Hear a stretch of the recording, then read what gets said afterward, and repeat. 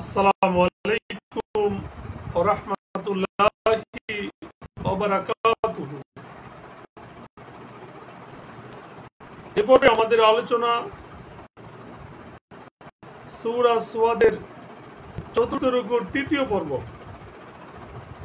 আলহামদুলিল্লাহ, সালাতু ওয়াস সালাম আলা রাসূলিল্লাহ ওয়া আলা আলিহি ওয়া সাহবিহি আজমাইন, আম্মা বাদ। আউযু বিল্লাহি মিনাশ শাইতানির রাজীম। বিসমিল্লাহির রহমানির রহিম। রব্বি ইশরাহ লি সাদরি ওয়া ইয়াসসির লি আমরি ওয়াহলুল উকদাতাম মিন লিসানি ইয়াফকাহু কাওলি।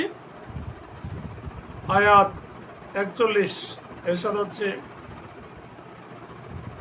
আল্লাহ তাআলা বলেন, আর স্মরণ করুন আমার বান্দা আইয়ুবকে, যখন সে তার রবকে ডেকে বলেছিল, শয়তান তো আমাকে কষ্ট ও আযাবের ছোঁয়া দিয়েছে। ওয়াযকুরু আবদানা আইয়ুবা, অর্থাৎ আল্লাহর নবী আইয়ুব আলাইহিস সালামের রোগ ও তাতে তার ধৈর্য ধারণ করার কাহিনী একটি প্রসিদ্ধ বিষয়। আল্লাহ তাআলা তার সন্তান সন্ততি ধন সম্পদ ধ্বংস করে এবং রোগ দ্বারা তাকে পরীক্ষা করেছিলেন।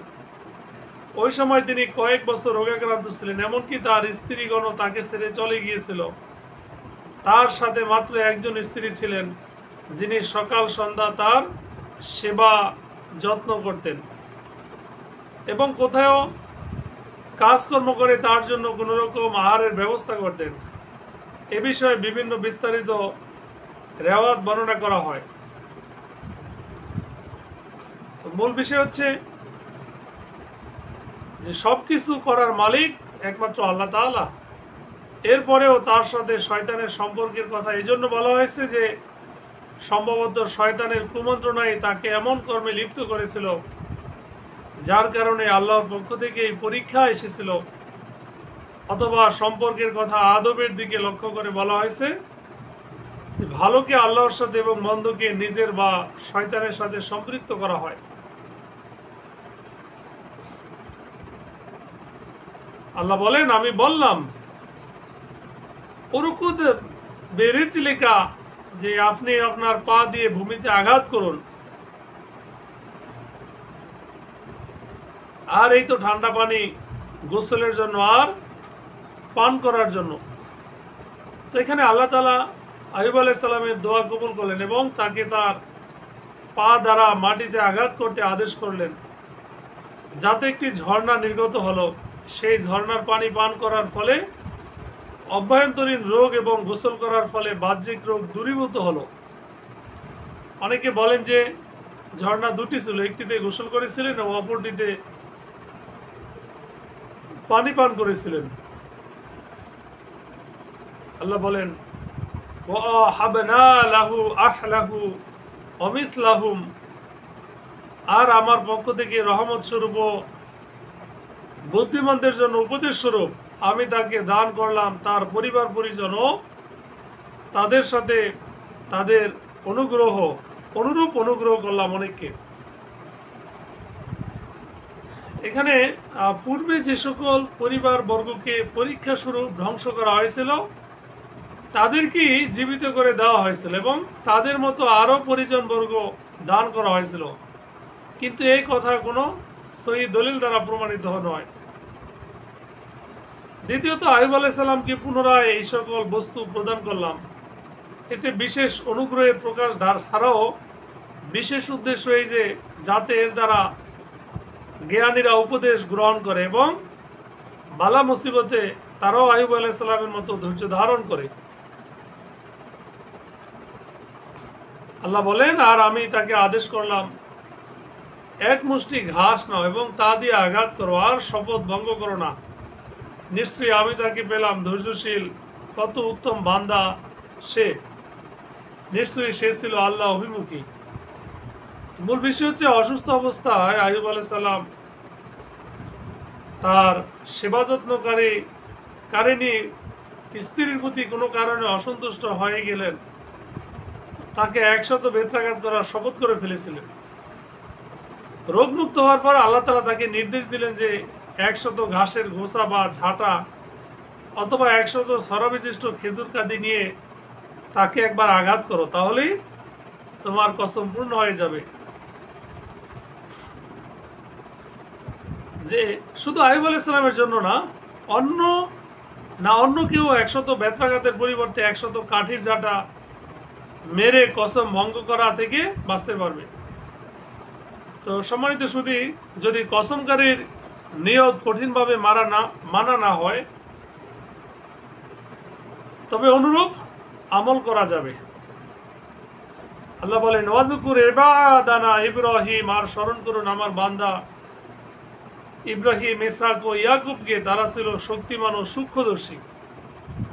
অর্থাৎ আল্লাহর ইবাদত ও দ্বীনের সাহায্যের ব্যাপারে তারা খুবই শক্তিশালী এবং ধর্মীয় জ্ঞানের দিক দিয়ে বড় বিচক্ষণ ছিলেন। আইদি নি'মাতুন, যে এরা ওই সকল ব্যক্তি যাদের উপর আল্লাহর বিশেষ নিয়ামত ও অনুগ্রহ হয়েছে, অথবা এরা মানুষের প্রতি অনুগ্রহ করত। ইন্না আখলাসনাহুম, আল্লাহ বলেন নিশ্চয়ই আমি তাদেরকে বিশেষ করে পরকালের জন্য নির্বাচিত করেছিলাম। অর্থাৎ আমি তাদেরকে আখিরাত স্মরণ করার জন্য বেছে নিয়েছিলাম, সুতরাং আখিরাত সর্বদা তাদের সামনেই থাকতো। ওয়াইন্নাহুম ইনদানা লামিনাল, আর নিশ্চয়ই তারা ছিল আমার মনোনীত সর্বোত্তম বান্দাদের অন্তর্ভুক্ত। আল্লাহ বলেন, ওয়াযকুর, আর স্মরণ করুন নবী ইসমাইল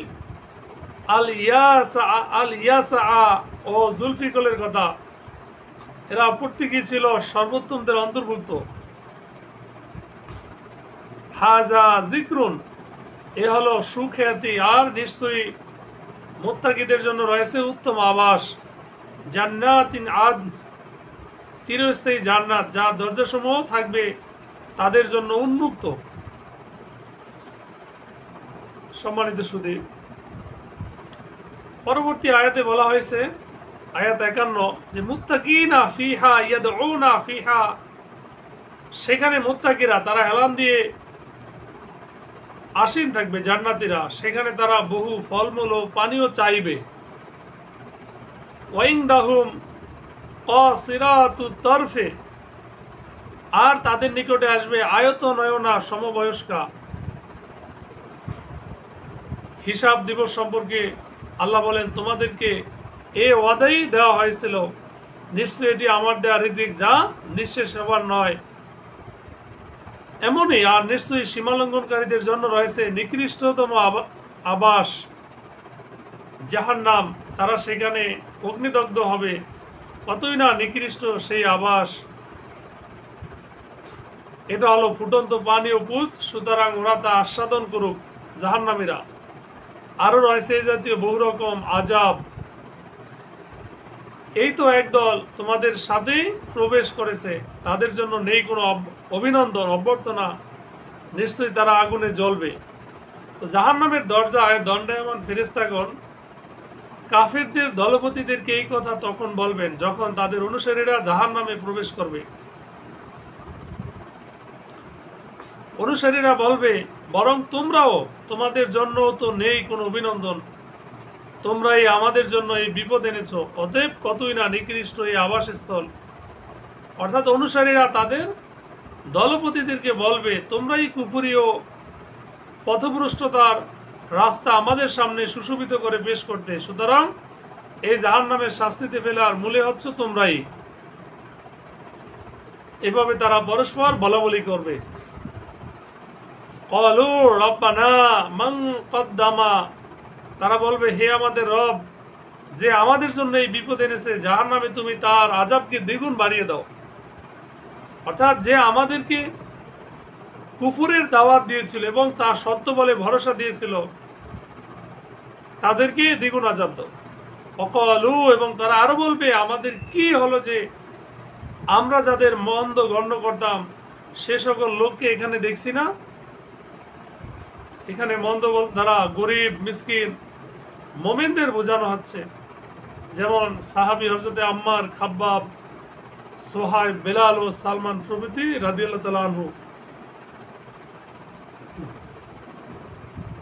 তারা জাহান্নামীরা আরো বলবে, তবে কি আমরা তাদের ঠাট্টা বিদ্রুপের পাত্র মনে করতাম, নাকি তাদের ব্যাপারে আমাদের দৃষ্টি বিভ্রম ঘটেছে? নিশ্চয়ই এটি সুনিশ্চিত সত্য, জাহান্নামীদের এই পারস্পরিক বাক বিতণ্ডা, অর্থাৎ তাদের পারস্পরিক বাক বিতণ্ডা ও একে অপরকে দোষারোপ করা, এটা এমন সত্য যা অসম্ভবই। কুল ইন্নামা আনা মুনজির, আল্লাহ বলেন, হে নবী আপনি বলুন, আমি তো একজন সতর্ককারী মাত্র। আল্লাহ ছাড়া আর কোনো সত্য ইলাহ নেই, যিনি এক প্রবলশালী প্রতাপশালী। অর্থাৎ তোমরা যা ধারণা করছো আমি তা নই, আসলে আমি তোমাদেরকে আল্লাহর শাস্তি ও তার গজব থেকে একজন ভীতি প্রদর্শনকারী। আল্লাহ তাআলা আমাদের হেফাজত করুক, আমিন। আসসালামু আলাইকুম।